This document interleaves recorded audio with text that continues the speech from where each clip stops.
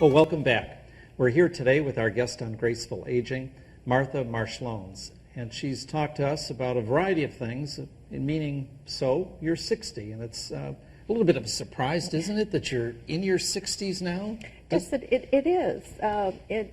You lose track of the years. Sometimes when I'm filling an app out or something, I have to do the addition in my head to figure out how old I am, but it does seem strange to be in my 60s, yes. Yeah. How old do you feel?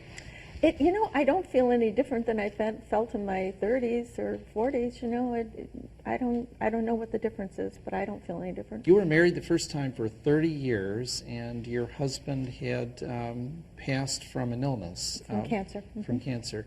And obviously you were a primary caregiver for him. Yeah, mm-hmm. He was at home for his whole illness, and I was his primary caregiver. Yeah. As far as the fact that your husband had cancer and he knew it was serious and you knew it was serious, yeah. So did you had the chance to talk about his impending death? Yeah. Was that helpful? I think it's something that has to be done, and I think that it's helpful. It's just very difficult. Who has more difficulty with it? It depends on the person. Sometimes it's the patient, sometimes it's the family, and sometimes it's both.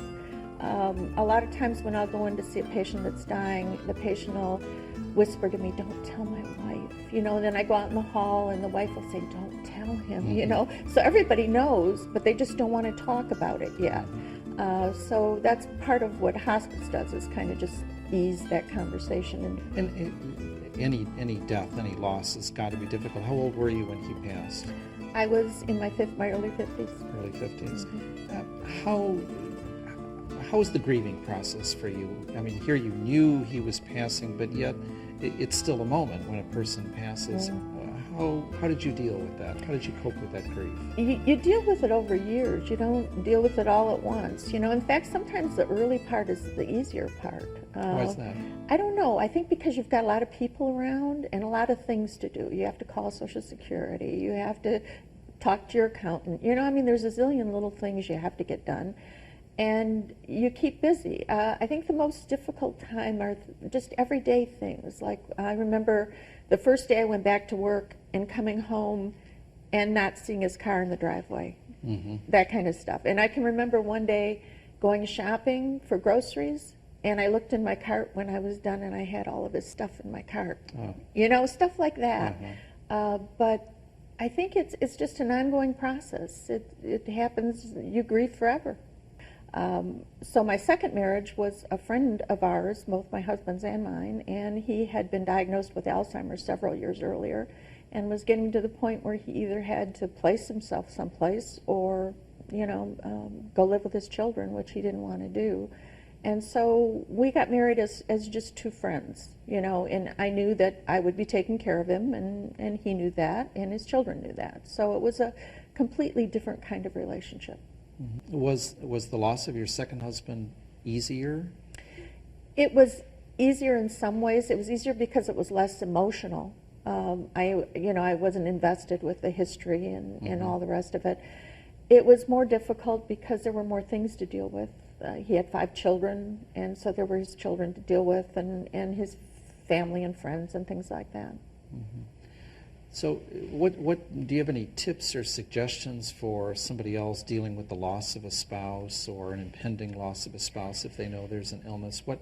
If you had to do it again, nobody wants to do it again, but can you pass along any tips for?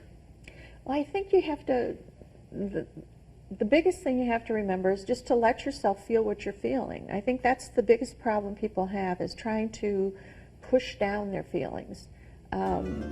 After I lost my first husband,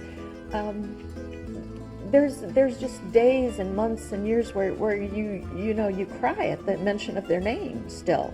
But then if you let yourself be free to do that grieving, then there comes a day when I can remember a day I was with his family, his brothers and sisters, and we were all sitting around and we were talking, and somebody brought up something that he had done when he was a teenager, and we all started laughing so hard. We were crying, and I remember thinking later on that day, boy, that really felt good, and I think that you hit those points only if you let yourself feel the bad stuff, because you just have to go through a certain amount of that. Do your two husbands still play a part in your life? I think they do. I think they always will. I don't think when people, my father still does, and he died a long time ago, and my mother and my grandparents, I think that the people that we loved and had relationships with always stay with us. Do they make you laugh? Yes, frequently. How, with the loss of your two spouses, and your second husband died, last May? A little over a year ago. A little over a year ago. Do you find a space, a void, or have you filled that? And what have you done to fill, say, the time and space that you had in a relationship? I think there's always a space when somebody leaves your life, whether it's a friend or a loved one or family. For me, the most important thing to do was to let the space be free.